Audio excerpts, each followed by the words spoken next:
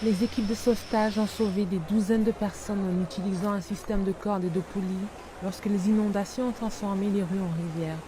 Des douzaines ont été bloquées sur les toits de leur maison à mesure que l'eau montait. D'autres ont été surpris par les courants rapides qui leur arrivaient jusqu'aux aisselles, mais ont réussi à s'accrocher à une corde. On ne peut pas traverser, il y a beaucoup de personnes qui veulent atteindre leur maison. Heureusement, l'aide arrive. Des centaines de personnes ont été évacuées par voie aérienne.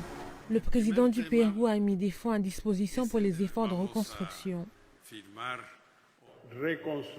La reconstruction est évaluée pour le moment à environ 240 millions de dollars, mais le plus important est la sécurité des Péruviens.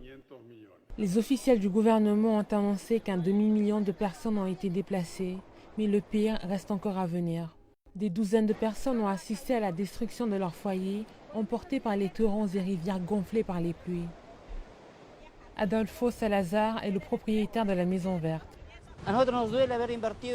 Nous allons tout perdre, notre maison, tout. Cela nous blesse énormément. Nous voulons que le gouvernement manifeste au moins un peu d'intérêt envers nous en tentant de bloquer la rivière.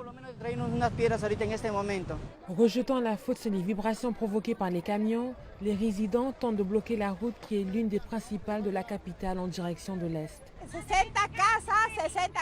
Ici, 60 maisons vont bientôt s'effondrer, parce que si celles devant s'écroulent, les autres suivront. Malgré la montée des eaux, il n'y a pas suffisamment d'eau potable, ce qui force toutes ces personnes à emprunter des routes dangereuses pour atteindre des sources d'eau. De plus, des glissements de terrain bloquent les routes et les livraisons. Les prix des aliments ne cessent ainsi d'augmenter.